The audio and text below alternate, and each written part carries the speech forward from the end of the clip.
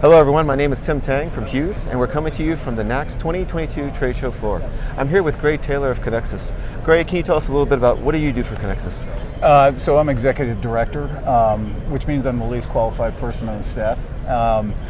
What I do is I work with a team that serves basically the retailer, although we have a lot of vendor support like yourselves with Hughes. And the whole idea is how do we open up the data silos that we have in our industry by using standards and standard data definitions so that we have a freely flowing set of data, which is good for the industry and it's good for all the players in the industry. So that's what Connexus does. At its core, what we really have moved into now is looking into the future and putting together a data roadmap. And that's kind of proven very valuable to folks because I'm a big fan of future-back thinking. Yeah.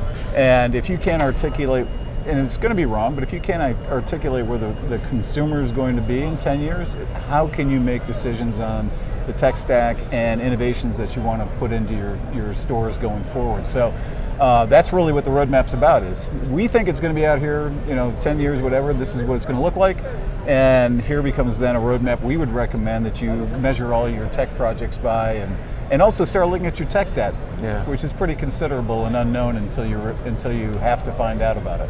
That's one of the biggest challenges with technology, right? There are so many. It's so volatile, it's so chaotic, it continues to change and evolve, and just when you think you're about to get some understanding of what's going on, there's another disruption that takes place. Can you offer some principles in terms of how you distinguish between what's a shiny toy and what's actually of meaningful business value? There's a lot of shiny objects out there, right? The cool thing about shiny objects are, though, let's use Oculus glasses. That's a shiny object. I don't think you expect, or I expect, that we're all going to be walking around with these blinders on with hand controls. But the stuff that they're learning in the gaming systems will get applied to, I don't want to call it the metaverse, that's a trade name by Facebook, Web 3.0, Web 4.0, because what it's going to be is artificial intelligence projected in a meaningful way to a consumer.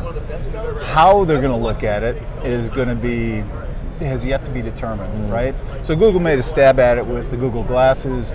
Then you've got Oculus, which is totally impractical outside of your gaming environment. But it's going to miniaturize. You've got glasses, I wear glasses. Pretty soon there's going to be a heads-up display in there. That's going to be that representation. But you'll also see a lot more 3D views of things on the fly. You won't have to sit in a 3D theater to watch what your next store is going to look like. It'll be coming through your glasses. So innovation that's coming from the consumers is a great leading indicator of what's going to be coming into the stores. Can you talk about what you're seeing in the stores? Yeah, so something happened about 10 years ago. Actually, it happened 15 years ago. With the introduction of the iPhone, all of a sudden the tables got turned on tech. Prior to that, it was the vendors coming up with a cool new idea that the retailers would say, oh yeah, that's cool, I'll try that out. Pay at the pump was one of those examples. Customers weren't asking for it, but mobile and their pump company said, hey, this would be kind of cool. It's really convenient, and it makes our stores look less busy, so more inviting. Well, in 2008, iPhone's out there, and the iPod had been out there for a while, and now you've got the mobile connected consumer.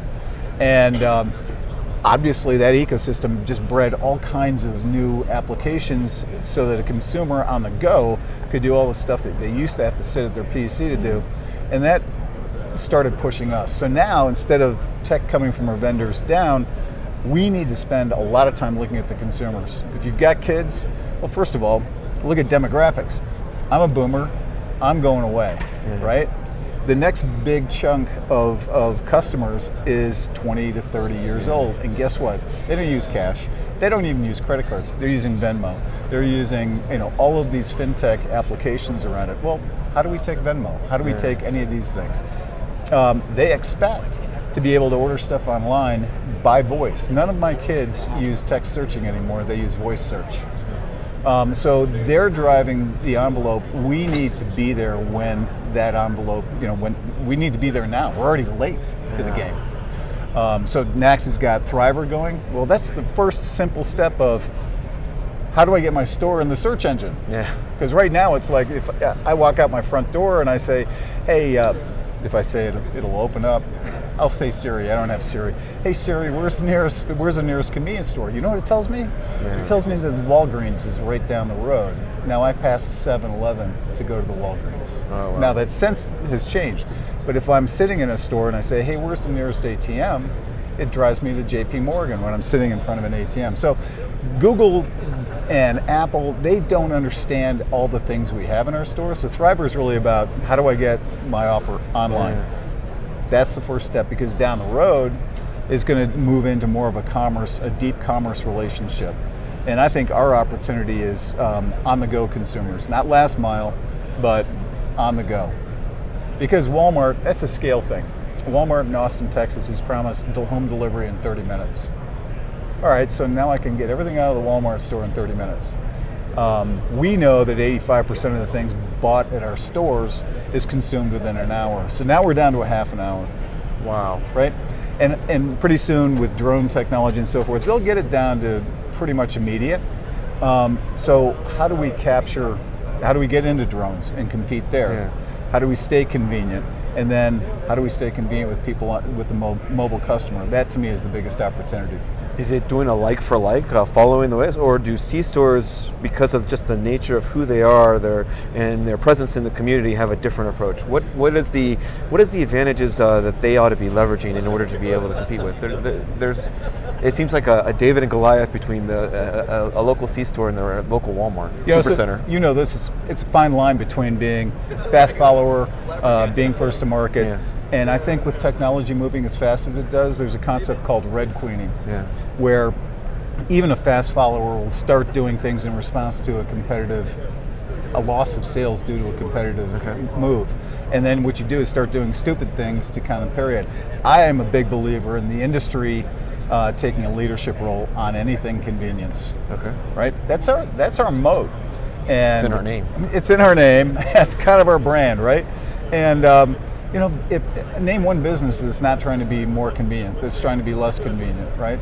So the idea is, how do we get on the leading edge? And we're really kind of crippled by the idea that we're so highly fragmented. 145,000 stores, about 90,000 of them are single site operators with zero scale capability. Yeah. So we're looking a lot at confederated services. Thriver is a confederated service. We actually, when I was at NACS in the early turn of the century, we started the card payment program, which was, again, a confederated service to unbranded folks to lower their card fees.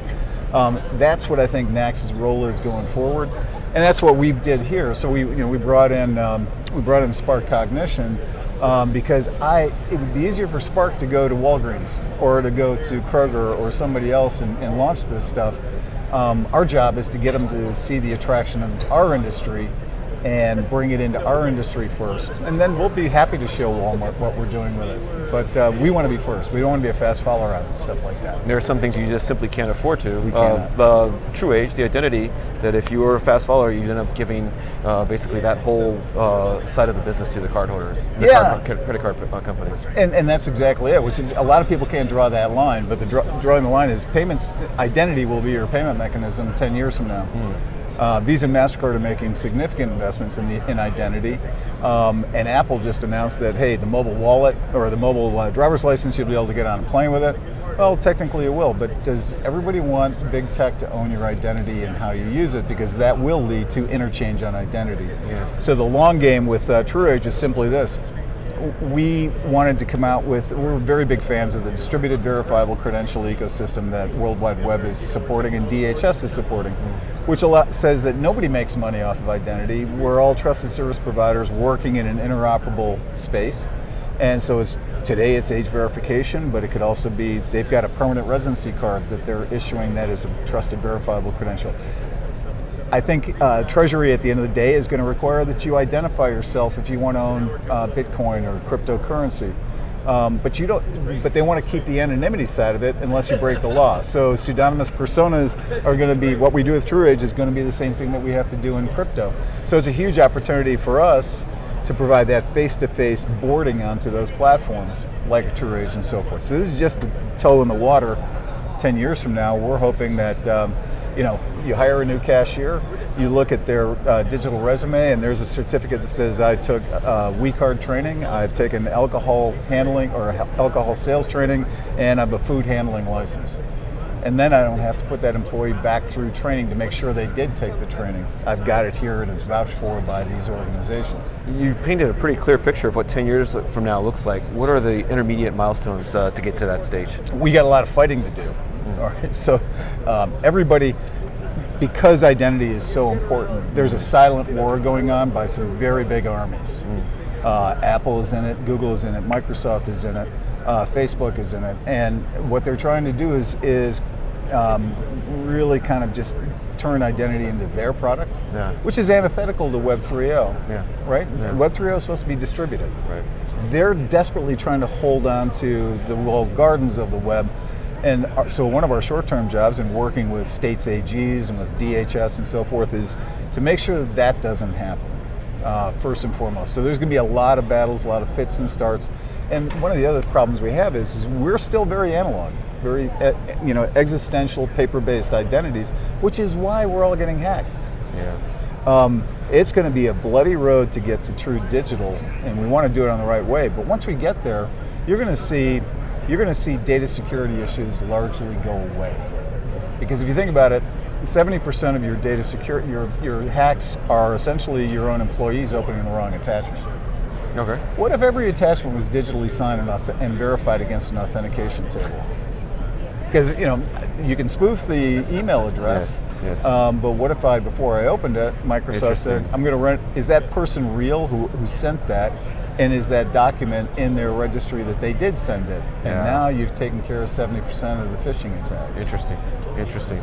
Let me shift the conversation to data. Data is the new oil. Data is the way by which we can offer a personalized experience. What are you seeing in terms of how C-stores ought to be thinking about data? Yeah, so the first thing is we don't have enough of it. Really? Yeah, so what we're doing is we're capturing BI data. We might do customer accounts based off of how many receipts we do. We have not even begun to start digitizing our environment and creating a digital twin. So IoT to me is one of the things that we should be in right now. We're late to the party. And it's really about how do I capture things that are happening in my stores and recording them in a context of the business intelligence. So when it's sunny outside, what does that do to my category sales? Oh, I've noticed that iced tea goes up. Okay, that's intuitive.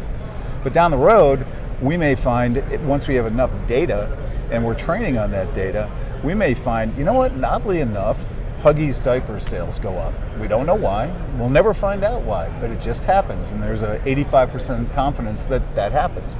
And what's really comes out of that is things that are not intuitive. Yeah. Because anybody can go into a database and say, I think this happened. Did it really happen? The computer is going to start saying, I know you don't know this, but I've noticed this pattern over here that you may want to take a look at. Yeah. So you think, a good example would be if I put Coke on sale, and what really happens is I sell more Mars bars when Coke is on sale. We make the mistake of putting Mars bars on sales. We should actually jack the price of Mars bars because demand goes up for that on the Coke sale, and therefore maximize our profits. Sure. The other thing is hyper-customization. It's not enough anymore. Our market segmentation was Bubba, right? And now we got Bubette, but we haven't been able to get Bubette to come into the store, so we got two people in there. We need to think in terms of working our way to 5 personas, 10 personas, 20 personas, and the only way to get there is to get data about each one of those personas. And by the way, it may not be age, it may not be ethnicity, it may be none of those things. There may be other qualities like I play golf. There's my persona. They buy stuff totally different from people who play tennis. And then you use that information to customize offers. And so you cannot do customized offers without deep data and knowing your customer really, really well. You made an earlier point that we're in such a fragmented industry and the data sits inside of each of these little entities. Yeah. How can we get a federated understanding of at an industry level of our data? Because the industry is not just competing with itself, it's competing with the QSR industry, the dollar stores, the grocery industries. There's a lot of competitive pressures here, and these other industries seem to be already ahead. Yeah, so Walmart, they've been collecting petabytes of data since 1996. In fact, the old joke in that day was, well, yeah, what are you going to do with all that trash? Oh yeah, well Walmart's vision, future-back vision was, we know computing and storage is just going to keep going down, and someday artificial intelligence, which has been around since 1963 as a concept, someday AI is going to be real enough that we can go back and train on that data. So Walmart, you were talking about scale, Walmart knows what the American consumer wants, right? So they've been watching it for decades. Right. And they have enough stores with enough sales. They have on their own a pretty credible AI database to train on. And hey, there's Mercedes now parked in front of Walmart. It's not just lower income Americans. You've got a lot of higher income Americans who've been shopping there too. So they've got a really good view of the American consumer. We have a very myopic view because it's just our chains data. So if I'm a single site operator, I know nothing. If I'm a 900 store operator, I know something, but only about my demographic. The idea on data is, I believe, is that we need to confederate data at a statistically significant level, 30,000, 40,000 stores, transaction log data, plus any IoT data that's coming in, so that you have a big enough data set that is not keyed to a retail brand, right? Because QT is a different brand from Sheets. Even though they kind of look the same, they are very different in their appeal to the consumer. By having that breadth, you can get more and more information about the consumer. You can get more of their shopping habits. And then if we're really good, we'll find some way to get QSR data. We'll find some way to get big box data. Because ultimately the end game is whoever has the complete view of the consumer's journey in life knows how to serve the consumer and do what Google calls a psychic pizza. Yeah. In other words, I'll deliver the pizza you wanted before you even think you want that pizza on Friday night. Listening to you talk, I guess the first thing that pops into my mind is to say that you're right. It's not just about the C-store industry's data, it's about the dollar stores and the QSR's data. The only entity I know that has all three would be the credit card companies. That's right. And they have all the data. I mean, MasterCard famously said, look, I can tell you that 30% of your customers filling up at your tank are going to on the way to a QSR. Yeah. Because they watched the transaction happen here, and then they watched the time, 10 minutes later the transaction happened over here. Yet you may have a credible QSR offer. Okay. Well, why do we want third parties to know more about us? Okay. And that really is the shame of it. We need to work in that direction. We need to be open-minded. Okay. And go ahead. Let me ask you about store operations and what you see evolving on that front with the labor shortage and the tightness of the capacity and the escalating customer expectations. What do you see happening in terms of technology, in terms of simplifying store operations? Yeah, so first of all, minimum wage has been in a lot of states has been a real enemy of ours. Yeah. Which is a shame because it should be your first job. And nobody ever looked at convenience store, being a clerk at a convenience store.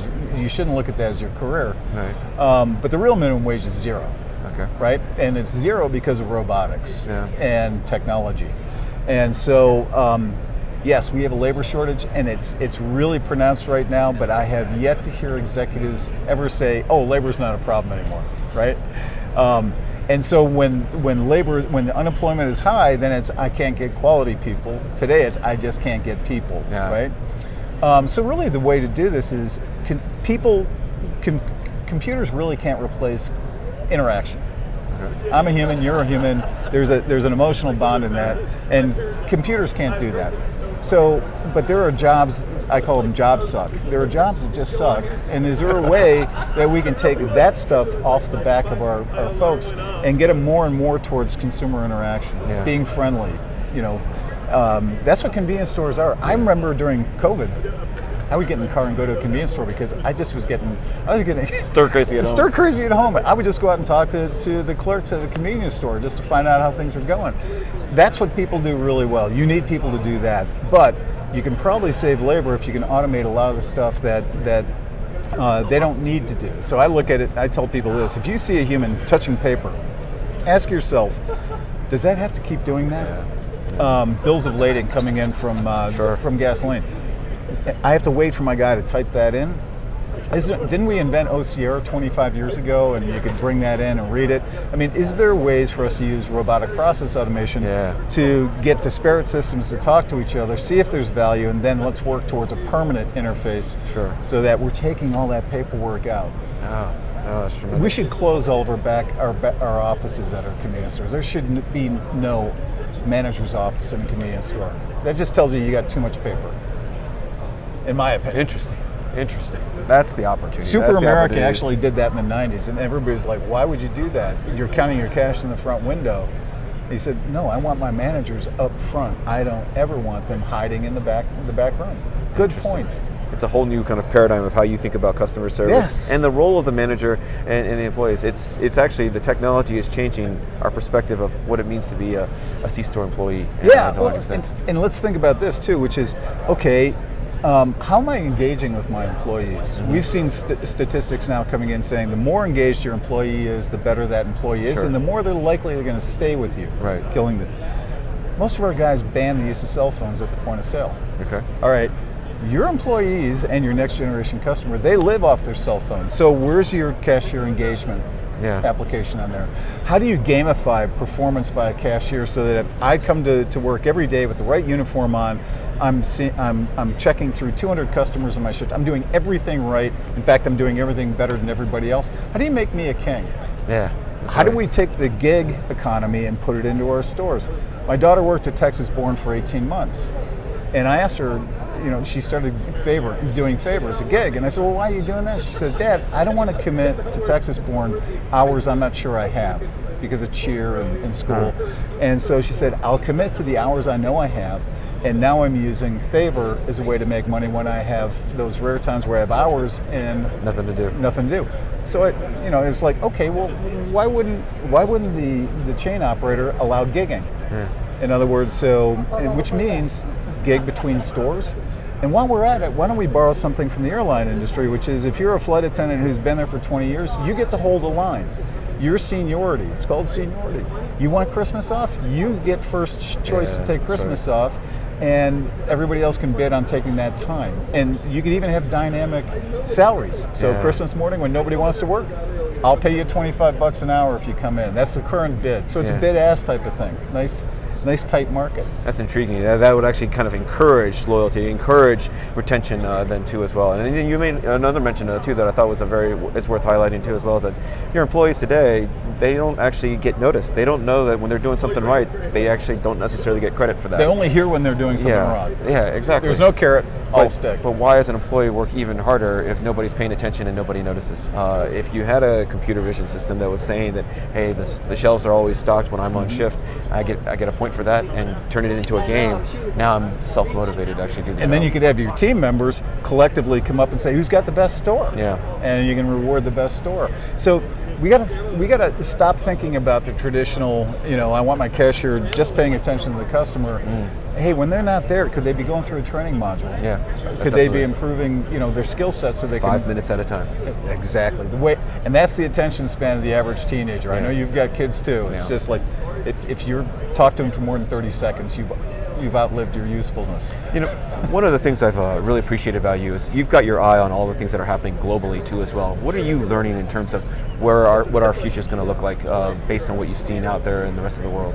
To me, I think the best country for operations is Ireland. Really? You go down the Irish motorway and you see some of these names, and the stores are just beautiful. They do fast food better than anybody else. It's fresh. It's made in the store, in-store theater. And it's almost like gas is like, we also sell gas. They have great places to stop down, have a cup of coffee. Yes, a lot of it is the European lifestyle of, I'll take a break. I remember going to Germany once and in the 90s and asked for a cup of coffee to go, and the taxi driver said, no, you have to, we'll sit here and drink coffee. That's why Mercedes and Porsches didn't have coffee cups, cup holders until like 2005. It's like, why would anybody drive with a hot cup of coffee?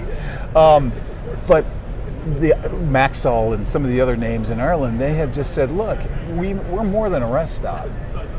People want to be able to get a good quality sandwich. They want to be able to have a nice quiet place to sit down. They want Wi-Fi. They want to be able to conduct business, and they're going to be here for a half an hour to an hour. Imagine that. Imagine our traditional C-store saying, I'm going to keep my customer here for a half an hour. EV charging. It's going to keep them there for 20 minutes. Exactly. That's the thing. And so if we don't figure out a way to keep them there happily for a half an hour, guess what? They spend a half an hour at the Whole Foods. They'll just charge up at the Whole Foods. That's right. And so to me, it's key on many levels, because we're going to see gasoline demand destruction. And that's not because of EVs, that's because of just mileage is going to improve. Technology is improving the ICE engine. So what do you fill that with? How do you justify that expensive piece of property that you did on gas when gas really isn't there? You're talking about a meaningful elevation to like what a Disney-like experience in the gas station. Yeah. In fact, we should look at Disney billing. The whole idea of why do I have to keep whipping out my credit card at my pump and then in the store and all that? Why can't I just do resort folio billing, which is I walk in and I buy whatever I want, and you'll get paid tomorrow. You know, one thing with all that you know of where we are as an industry, and my question is really more at an industry level, as a whole, as a body of entities, if you will, how do you see where we are today and us changing to where we need to be? How, with the meaningful amount of tech debt that we are sitting on, and the serious reasons for change and pressures on the industry, everything from labor shortage, inflation, and all the competitive pressures from grocery, C-stores, and dollar stores and you have to change. How does that change unfold over the next few years? You know, one of the most important places I see that we can improve ourselves is supply chain. It sounds mundane, right? Yeah. McKinsey has a series of reports on IR 4.0, and they said, hey, look, everybody's doing the consumer-facing stuff. Over half of the economic benefits, coming from your back door. And so we all lived through this with the pandemic. We couldn't get Red Bull. Well, we couldn't get Red Bull because Red Bull didn't have metal to make cans.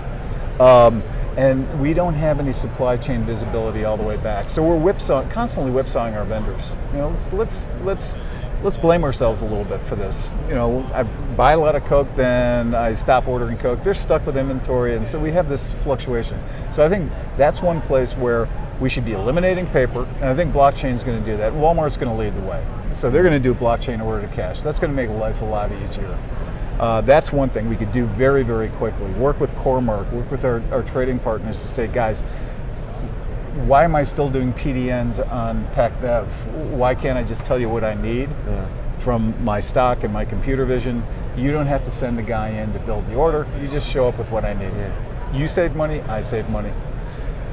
That's one thing. The other thing is we've got about 8 years to up our game in food service, and a lot of our stores are spec'd out to just roller dogs. Roller what? Roller dogs. No. Right? Roller grills. Yeah. That's my food service. That's not going to be good enough. Yeah. And so the question is, you got about 8 years to figure out if you're going to be serious about food service or not. We should be benchmarking against the other QSRs, like Taco Bell and so forth. And look what they're doing. They're going complete software-defined store. They're putting in edge servers, and they only have 4 products that they combine into 52, right? It's beans and so forth. But they're automating far faster than we are, because they have to operate in an 8,000 store chain environment. That's right. And so we have tech debt there. If we feel that we compete with QSRs, we do. We do $50 billion a year in food sales. That's where all the profitability is. That's it. And that's where your future profitability is. Yeah. And that means, okay, how do we do DoorDash? So look at what McDonald's does. Look what Chick-fil-A does. You're going to have to approximate what they do. And the cool thing is we don't have a lot of tech debt there because we don't do it today, right? And so we can actually go in, and I don't have to rip out a deep fryer to put in a deep fryer of a modern style. I don't have one today. I can go out and buy the best stuff today that connects into an IoT system and puts all my food theater in the store on automated pilots. So I don't have to hire chefs. I can hire people who can learn how to do it, and the system teaches you how to make really good food. Leverage your tech debt as a competitive advantage. Absolutely. I mean, this is why Mexico got cell phones faster than we did. Yeah. We all had landlines. They didn't have landlines. And so Cell solved that problem, and so Mexico all had cell phones while we were still trying to figure out what AT&T needed to do. Okay. This has been an incredible conversation. Any final thoughts? What else would you tell the C-store industry at large in terms of how they need to be thinking about technology? So be smart. And a couple of things. One is, if your C-suite isn't working with the IT department, then you are wasting a strategic weapon. Okay. IT is a strategic weapon. It's not all about just building a new location. It's doing it smart. So have that future back vision that the entire C-suite agrees to, so that the next time somebody comes in and says, hey, I want you to do this shiny new program, you can look at it against the roadmap and say, well, how does that help the roadmap? We still may do it, but I want everybody to understand it doesn't help us at all to where we want to be. And it slows down the things that we do want to do. Exactly, because right now we're dealing in a belt and suspenders type, or a chewing gum type of thing. Our guys are quickly fixing or problems because the other guys need that, and nobody's working on the vision. Nobody's working on the long-term strategy. Ultimately, it costs us a lot of money to do it that way. The other thing is I get started now. And what I mean by getting started now is I would not board another vendor that couldn't prove that they were standards compliant. There's a lot of guys out there that are standards compliant 5 years ago, never at all. The marketing guys will do a deal with the company, and when they go to implementation, it's like, oh, there's all this integration work because they're not standards compliant. And it didn't get built into the budget. So now it's really expensive for them to do, and everybody's like, well, that was a crappy program, right?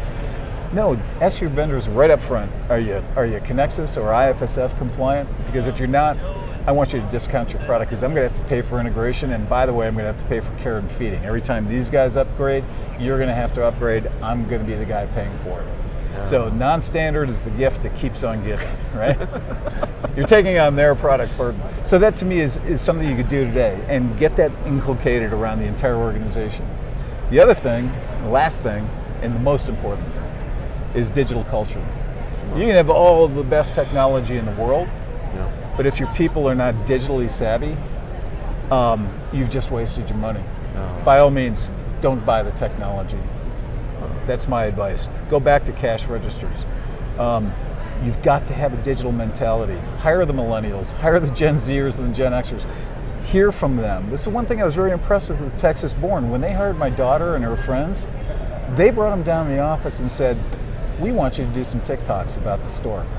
My girls went nuts over this. They were doing TikToks, they were on social media, and that was because what they were really doing is they're saying, hey, you guys are the next generation consumer, tell us how we're not doing well. They took them to 5 restaurants. Oh, wow. And said, tell us which one is best. Yeah. And so they were doing a lot of deep research just by talking to teenagers, which is the next group. So I thought that was awesome because they're trying to build a digital culture that's savvy to the emerging consumer, not me. Because I'm heading off to the rest home in about 10 years. You right? stop talking like that. I tell you, it's astounding to me that a technology discussion is going to end on the human factor, and that really is where it is. You know where I learned this was Vish Ganapathy. One guy I've really got a lot of respect for, and he's now at Google. He's now in charge of Google consumer experience in retail for Google. Yeah. And he's spoken for us for 3 times, always gets a great response. And he always ends it by saying, I'm a technologist, all this technology is meaningless unless you have a digital culture. Wow. And for somebody who was at Accenture and IBM and now at Google to say that technology is meaningless without people to use it, I believe that.